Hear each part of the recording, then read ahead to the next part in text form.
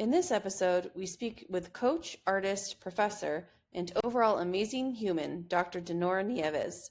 We talk objects as metaphors for what it means to be human. Join us.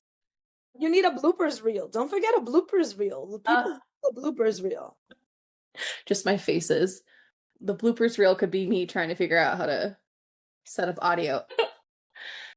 I'll get a camera crew one day. That's the goal.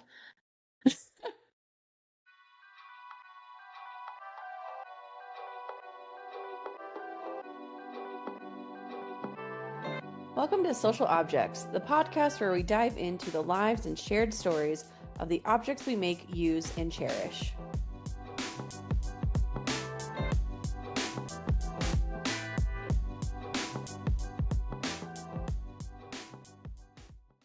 All right, welcome to Social Objects. My name is Dr. Medill, and today we're joined with Dr. Dinorah Nieves.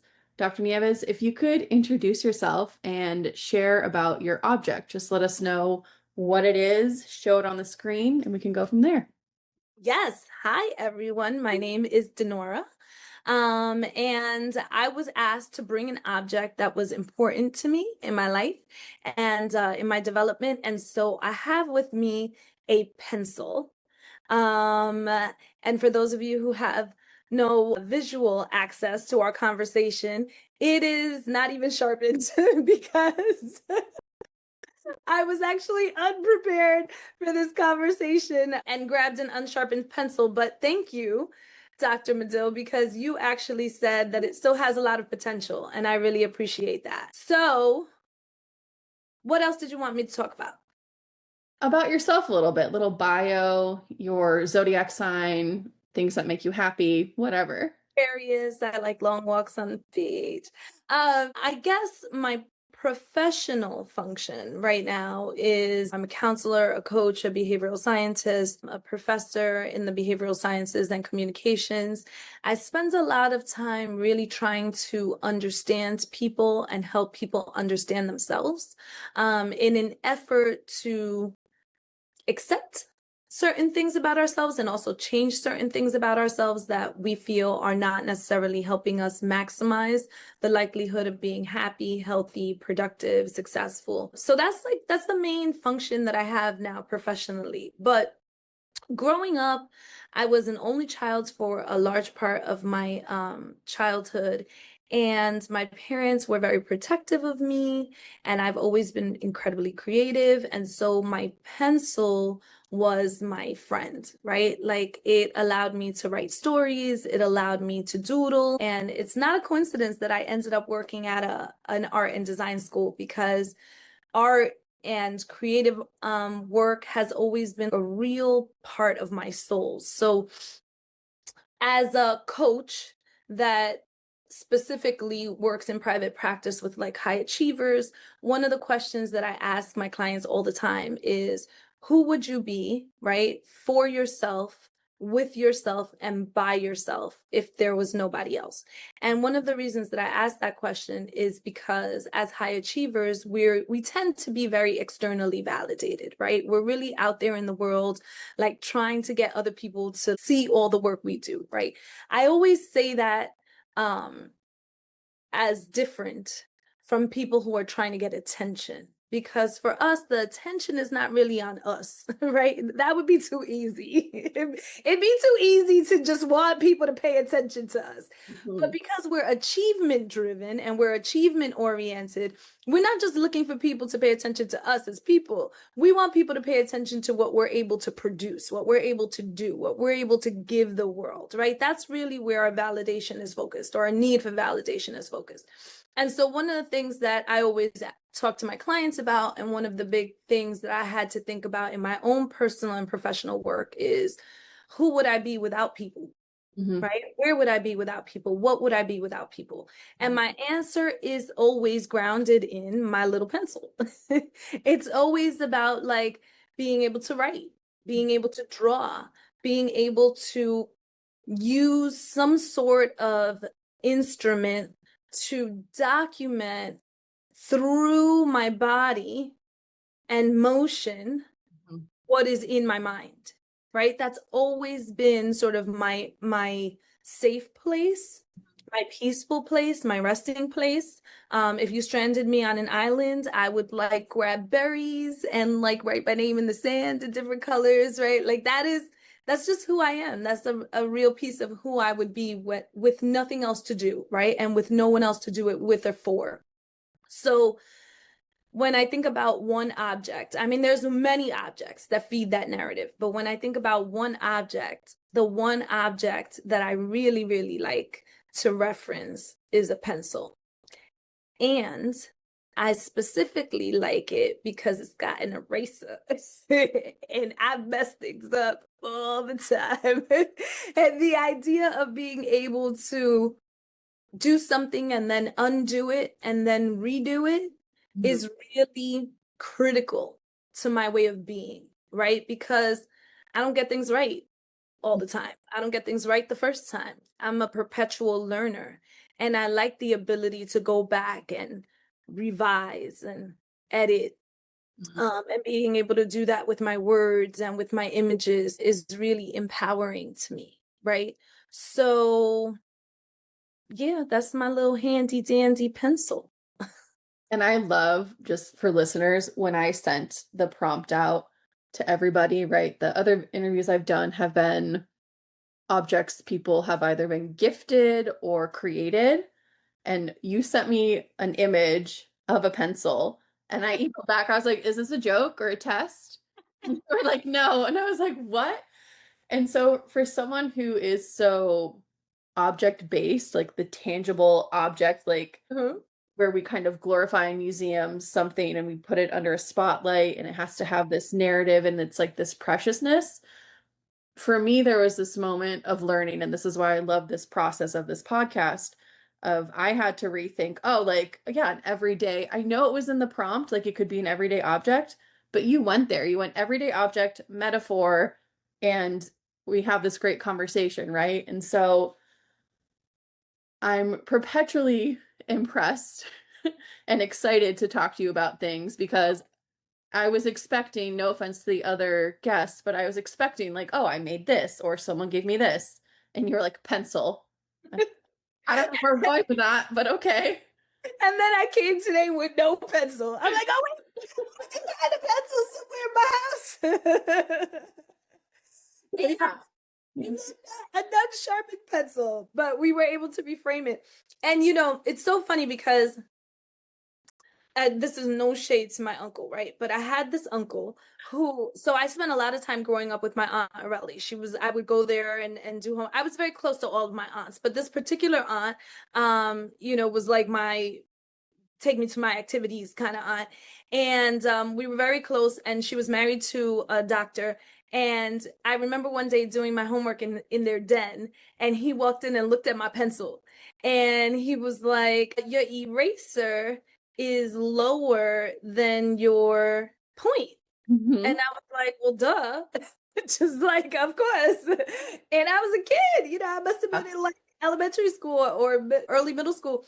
And he said to me, if your eraser runs out before your lead runs out, you're not thinking things through before you write them. And I was like, huh?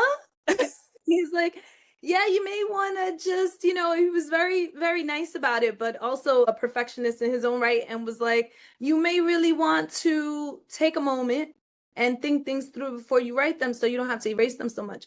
And it was a 10-second conversation with an adolescent, but it has stayed in my mind forever because I often think about the importance of thinking things through so that you don't have to regret them later, right? So the little pencil that's just sort of a mechanical tool for expression really also altered pieces of my personality just in learning how to use it. I don't want to say accurately because there's no right way, but in learning how to use it optimally, right? I was really able to also gain other insights that helped me develop as a person, you know? So now I'm also really careful about, is my eraser running out? Maybe I need to take a breath or a break and like not write as much. Or even when I use mechanical pencils now, I think about, am I reloading lead?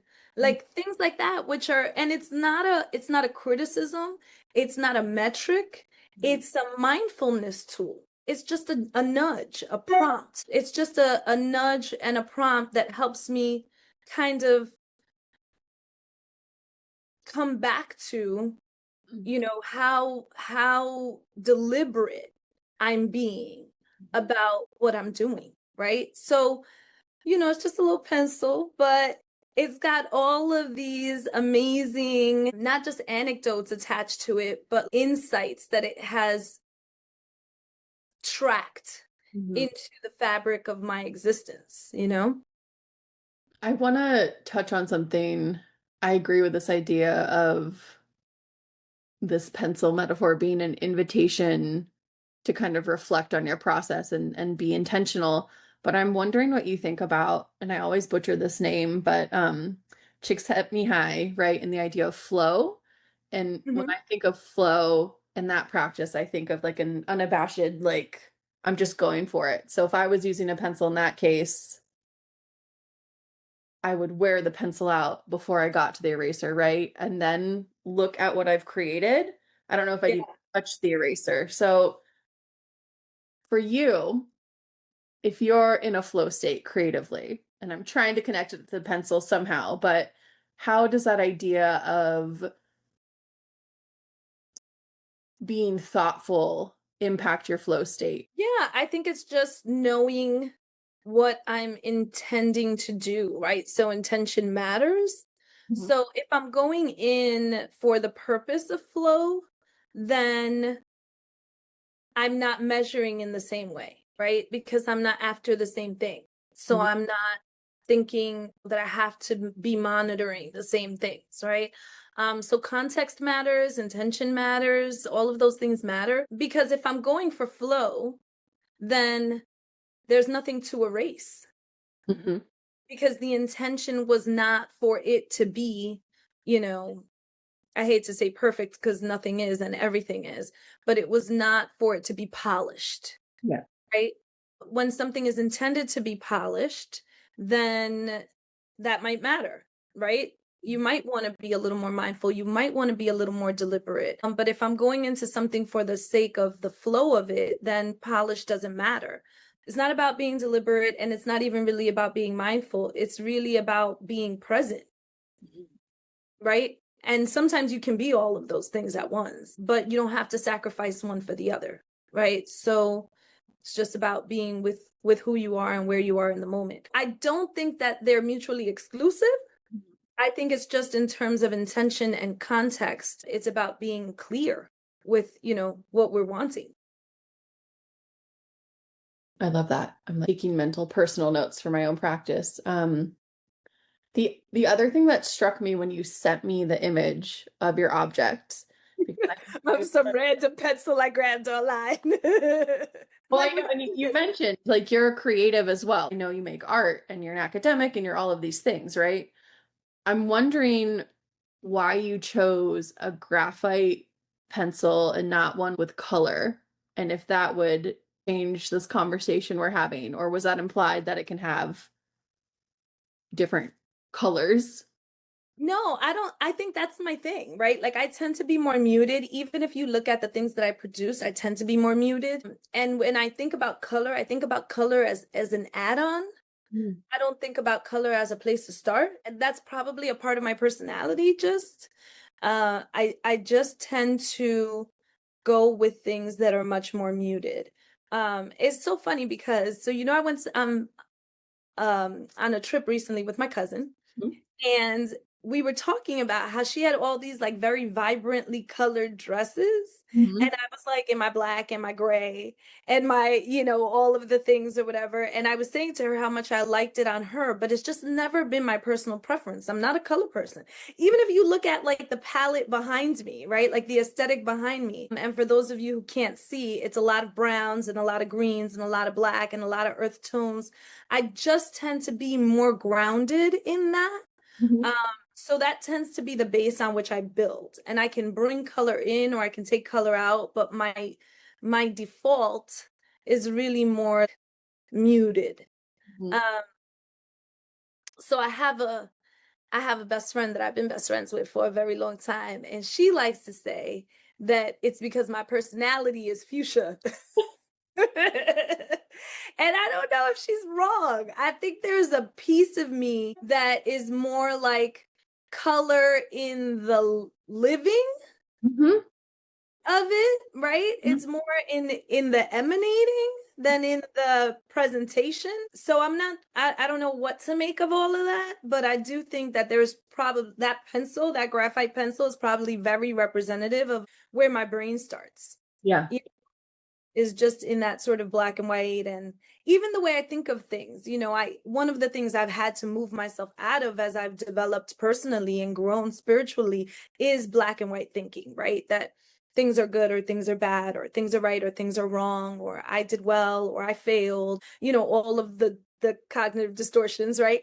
And so, but that is sort of where my brain starts sometimes, and the work is in introducing the grays and introducing the color and being able to see things for what they are. And I get there quicker now than I ever did, right? And that's some of the work I do with my clients, because again, as high achievers, we don't have a lot of space and time for that. We need to know what the right thing is so we can do it immediately, efficiently, and be done and move to the next thing. So we like clarity, and we don't really do well all the time in the gray and the complexity and the color of it all. So that has been a lot of the work for me as I've grown personally and emotionally, is to really learn how to incorporate that.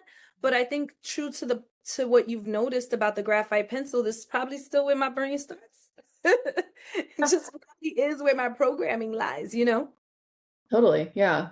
I think it's funny because you're describing how you approach things, and I'm looking at my background and color. And for those of you who can't see, I have a lot of the primary colors. There's red, yellow, blue. I don't know if people can see, an obnoxiously loud pillow that says relax, ironically, because that is something I need to work on. But I figure if I remind myself with brightly colored things, I'll do those things more. TBD if that's successful, but it's there. So I think you're right in terms of how we think about our personal spaces, right? And kind of moving away from just one object, but how we create our internal space in design. My colors are very saturated, and I try to dress in bright colors, but then personally I work on vocalizing ideas in group settings. So I'm more quiet, or I'll add to a chat instead of unmuting and talking, just because that's what I'm comfortable with. So it's interesting to hear you talk about your approach and then compare it to my own way of existing. Right, because for those of you who don't know me, listening or watching, unmuting is not where I struggle. That's not the work I'm doing on myself. The work I'm doing is muting, or staying muted and figuring out how much of what I think I want to say I actually will be happy I said afterward. That's the work. So it is very interesting how, instead of our personalities being reflected in the color schemes that we choose, it reflects more of our aspiration. Hopefully people will look around their spaces and be like, oh my gosh, but don't spiral, right? Right. Listen, it's all good as long as you're aware of it, right? And then you can make decisions and choices based on what you now know that maybe you didn't know before, and figure out if you want to keep things the same or switch them up or whatever. There's no right or wrong. Totally. I'm going to pivot to a question, and we're connecting this pencil to people. Are there any people or any one person who you connect to this act of using a pencil? Could be a mentor, it could be, I don't know, a family member, just somebody who has a special connection to this object.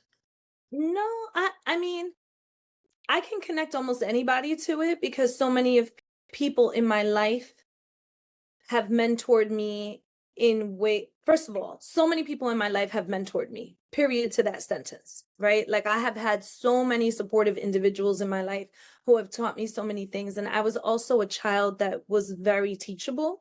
And as I grew up, I very much looked to other people and at other people for things I admired, or things that I, maybe could integrate, right? So So I've been mentored by a lot of people, and in many ways, I always was very good at taking the pieces of them that related to what I was developing, which always had something to do with my creativity or my impact, those kinds of things. I can relate almost anyone to that. I will say that there's two really important things about my personality that come from my parents. My mother is very smart, but always was, in a very logistic and kind of actionable way, right? And my father was very smart in a much more creative way. And so my father was very much the kind of person who would write poetry on the back of store receipts, you know what I mean? And my mother was very much the kind of person who I sat with on Sunday mornings after we cleaned, and I wrote out the envelopes to wherever we were mailing the bills, right? Because I'm 45, so I didn't even have a computer till I was in college or like last year high school or something. So everything was handwritten.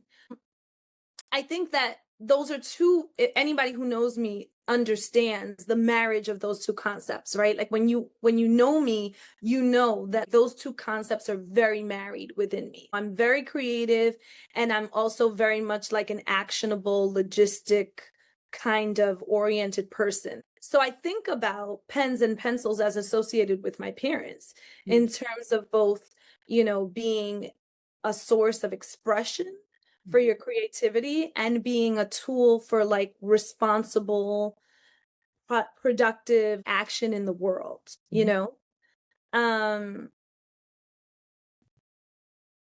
yeah. And I think that having that combination is one of the things that I'm very great, like I'm almost the most grateful for when it comes to my upbringing, is having that combination, because I think that it's part of what makes me really like a strong asset in organizations, because I can think outside of the box and also do well with the spreadsheet, right? Like, and it's, you know, I think one of the things that's special about where we work, and special about REMCAT, and special about teaching art and design students, and special about the liberal arts pieces of that, is that we really are focused in both creativity and functionality.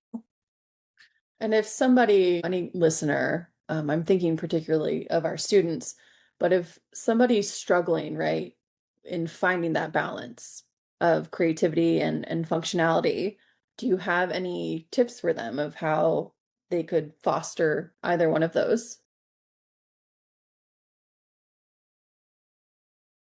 I think that, there's two questions I constantly ask myself: how am I feeling and how am I doing? And I, like, on an everyday basis, how am I feeling? How am I doing? Right. And I think that checking in with yourself in those ways keeps you in that mindset of, because your creative expression is really about how you're feeling. And then that tangible, sort of actionable piece of participating in society is really about how you're doing. And so checking in with yourself about how you're feeling and how you're doing at all times is important. I think sometimes we get really stuck in our feelings.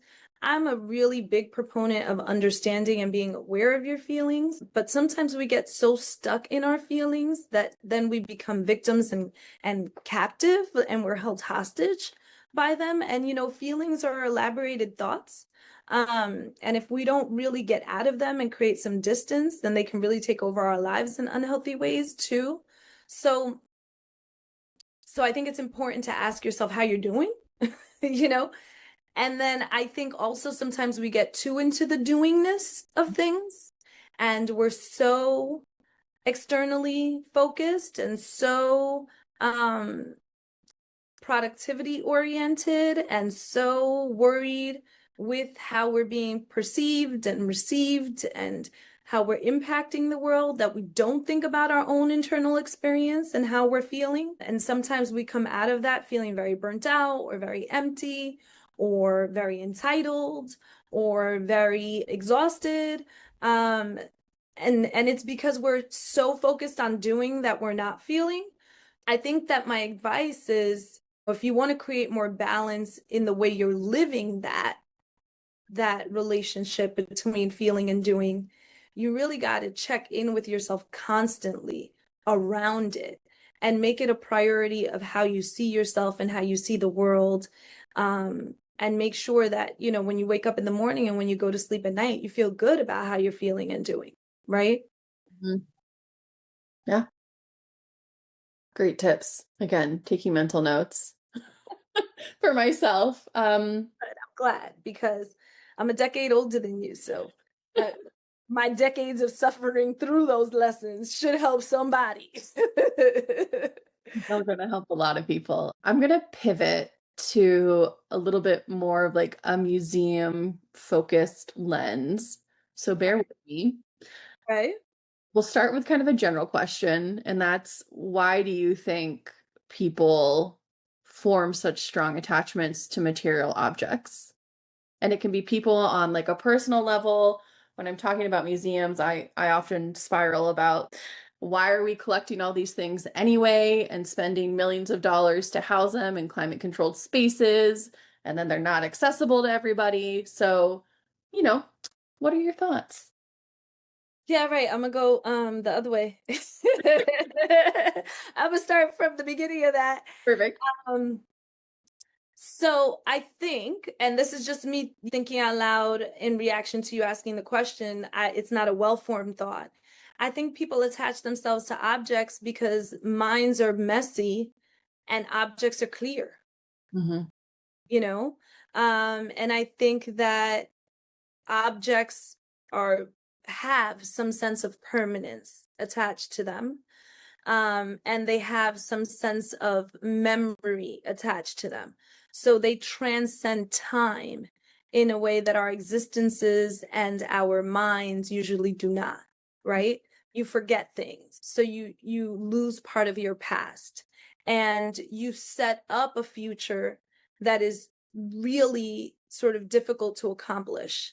And so you lose parts of your future, right? And so there's a piece of time that is always elusive to us, that objects allow us to transcend in a way because they carry a memory. So they exist in the past, but they also carry a sense of permanence that takes them into the future. So there's something timeless about an object that I think is attractive to people. And I think that attaching yourself to something that's timeless can also make you feel timeless in a way, right? Or make something important to you feel timeless, which then has inherent ideas around safety, right? Because the thing you love then is safe, or the thing you admire then is safe. It cannot be threatened by time. So that's what I think is exciting about objects for people. I think that in terms of everything you just asked about museums, which goes way beyond the depth of my understanding and experience and training, I will say I think that those things transport people's energetic experiences beyond time. And I think, and this is like a much larger philosophical piece, time is sort of the villain in everyone's movie. Like time is the one thing that people have no control over, that people can't seem to figure out, navigate. It's the thing that moves on without us. It is, you know, in a lot of ways, it's our salvation. But I think when people obsess over their limitations, time becomes the villain in that movie, right?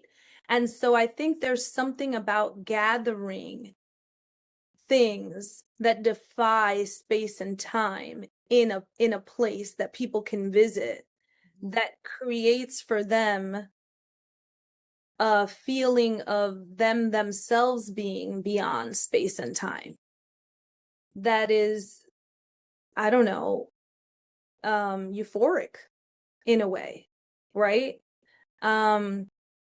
So I think that could be, again, beyond my training and understanding. I know nothing about museums or how or why they were put together, but it can be possible that experience, that their ability to provide that experience is part of the allure, you know?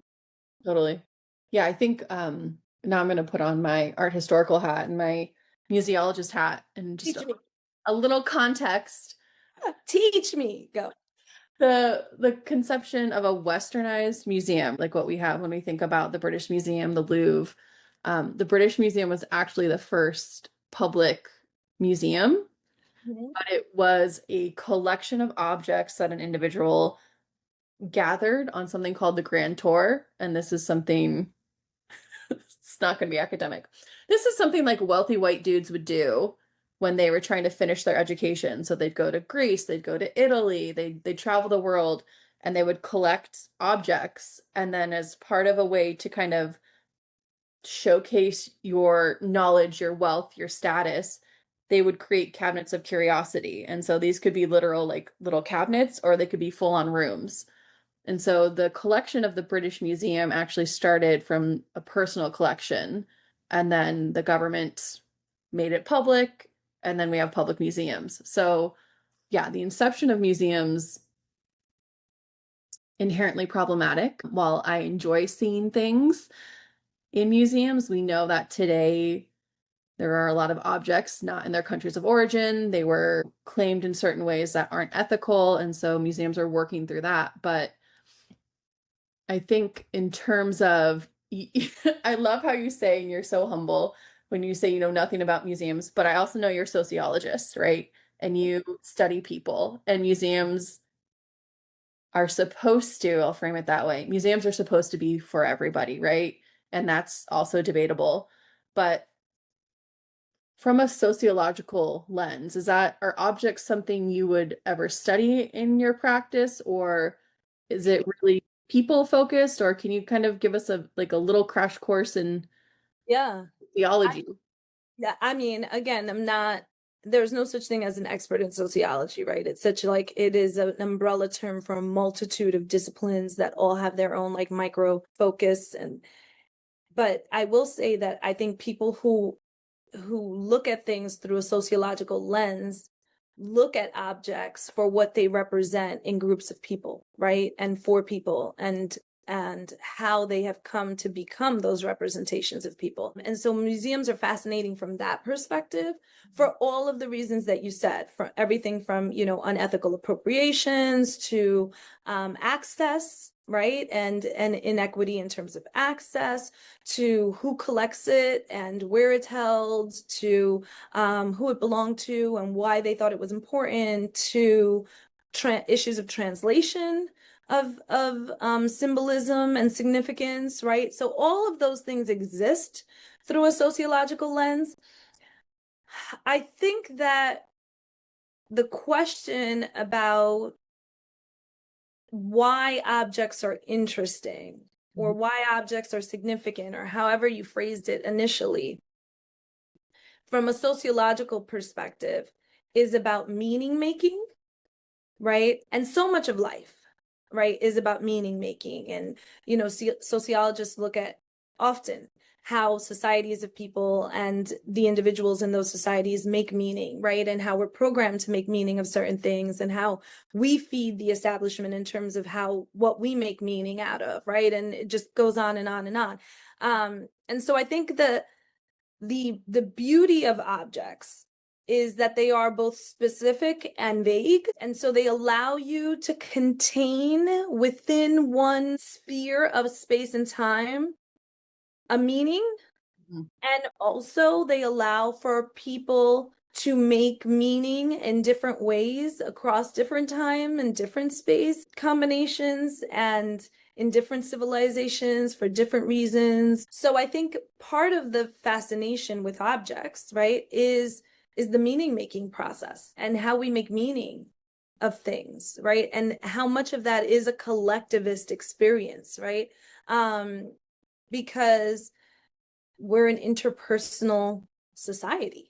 We don't make meaning in isolation on an island by ourselves. We really are making meaning as things relate to one another. So I think for me as a trained sociologist, I think every sociologist would have a different answer to this question. But for me, part of what's fascinating to me about it or about objects, is how we use them to make meaning, right? And how we make meaning out of them. Like my pencil. Where's my pencil? You know what I mean? That this would mean something to me, Mhm. completely different than it would mean to you, Mhm. right? But that there's still some assumptions that you and I would make about it and ways that it would make the same meaning to both of us that would be completely different for a different civilization at a different time in a different place, right?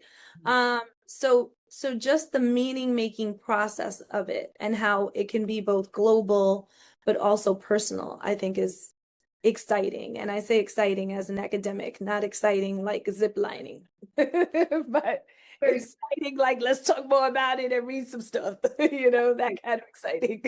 Different kind of adrenaline. Right, exactly. So if you were to have curated or constructed an exhibition in a museum about this object you shared today, and Mhm. we can brainstorm together, what do you imagine that experience would be like for a visitor? Boring. Yeah, and I so disagree. I'm like, here, I'm like, okay, I'm curating it in my head. So This is why you do what you do and I do what I do. I think that, so I have some experience in the television world, right? And so when I think about what's visually engaging to people, I am very focused in that space. It has transformed the way I think about engagement. That's probably not that's probably also very limited, but I do think that, you know, sometimes when things are highly personal, it's difficult to make them also relatable, right? Not impossible. And sometimes actually things that are highly personal can be more relatable, right? But the work of translating that can be more difficult, right? So I think one of the things that's exciting to me about talking to you about my little pencil is that it's highly personal, right? And so I imagine it to be a laborious process to take what is a highly personal connection to an object and make that visually engaging to an onlooker and also really relatable. But again, that's your job. That's what you do. So I imagine that you already constructed in your mind some amazing, fascinating way to use my pencil under spotlights in, a museum with some sort of like activity that people do with, I don't know, like graffiti and papyrus, or I don't know, whatever. oh, that graffiti papyrus. Well, thank you for asking. I will walk you through what popped into my head. Thank you. Okay, go. Um, yeah, so I think from a museum perspective, and I love that you say it's a personal object, right? Because from my training background lens, however you want to frame it, I see the pencil and I'm immediately going into how could we use this form in a space to engage people visually, right? And so we had our conversation about color, graphite, and I think having a wall of just a bunch of pencils, different colored, maybe a color gradient of pencils, right? And a video of you talking about maybe we're manifesting this. We're going to have this in some museum. So whatever museum's listening, like call us. But you walk into the space, the back wall has all these pencils on it in a gradient. There's a screen with this podcast interview happening. People can listen to it. And then maybe there's some kind of engagement where people select a pencil, right? We have our variety of pencils, colored, not colored, sharpened, not sharp, right? Just you pick your tool and you create something and then you reflect on that in some kind of like confessional booth isn't a great word because you don't have anything to confess, but just reflect on that process of creating, right? Like maybe you get the tool at random and you have to reflect on that process and what that could mean metaphorically, or maybe you get to very intentionally select the implement you're using, right? And so it's kind of this exercise in reflection and creating and what do we do with the tools we either select or are given, right? So yeah, that's where my brain went. And I'd love for people to share in the comments where their brains went, because maybe we could think of something even better. I'm sure we could, but yeah, that's my spiral. I love it. I love it. I think that, I can't wait for your gallery opening of all of these exhibits that you've put together as a result of your conversations with people about their objects. It's going to be great. You're going to have to ship your pencil out. It's going to have to be an arts shipping company ships this pencil out. I feel very attached to this one pencil now. I didn't know I even had it until we started talking today, and I had to find a pencil in my house. But now that we've imbued it See? with so much meaning, Yep. I feel very attached to this one pencil. Like I'm gonna like write Kat's name on it. I'm gonna write Dr. Catherine Medill on it. This is gonna be my cat pencil, and I will only use it for like, I don't know. Maybe I won't even sharpen it. Maybe I'll never use it. Put it in a glass case. She is going to have to come out for the exhibition. I see her now in the plexiglass on a pedestal in the middle of the gallery spotlight. Yeah, I realize now that even though she's never been sharpened, the pencil eraser looks used. So, that says something about I was deleting mistakes I hadn't even made yet. I don't know what I used it for. I So love this that. is a very exciting conversation about this pencil. It is, right? And my brain is still going because now our visitors are going to get, when they leave, they can take a pencil with them. And maybe it has some kind of call to action or a positive affirmation or something, right? I like an affirmation. See? Something. It's going to happen. Exciting. One of my last questions for you is, we really are manifesting this.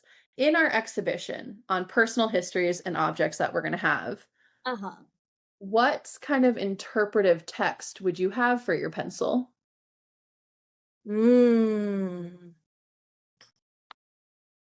That's a good question.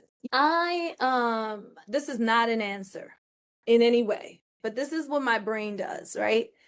So, I'm a big fan of hip hop music, probably older hip hop music, as my niece likes to remind me. Apparently there's new stuff. I wouldn't know. So I like this song that Nas did in like 95, I think, or I don't know, where he talks about his existence as if he was a gun, right? And talks about like, and one of the things I like about the lyrics to the song is sort of like the way the gun kind of clutches its pearls, what humans are doing, right? Like there's this like misalignment between the gun itself's intention and the way it's being utilized. I don't know. It's a good song. But anyway, so that's kind of what comes to my mind when you ask me like what would be the narrative attached to the pencil. I don't know what it would be, but I think what I would love is for it to be the narrative of the pencil, sort of like baffled by the way it's being used as an instrument of whatever by me or someone else, and it's like spiritual intention or it's like emotional experience, right? It's sort of revelation, right, of what we've done. I think that could be really cool, right? Because it is just a piece of wood for all intents and purposes, right? So I think it could be really interesting to see what the pencil would have to say about how we use pencils. Yeah, I think it'd be exciting to see what the pencil would have to say about how we use it. And that leads in perfectly to my last question for you. If you could choose one word to describe the essence or soul of your object, what would it be? I love that you do this because one word is not my strength. Already. In the instructions alone, you've isolated my entire personality. A few words. No, let's see if I can, live with a challenge instead of trying to bend everything to my will. One word for the essence of the pencil. You can ask it if you need to. I can ask it. Oh, I love that. I love that. What is the one word that captures the essence of you? So, I can't just answer because that would be too easy and not on brand with me at all. But the easy word that comes to mind is expression, right? That's the easy word.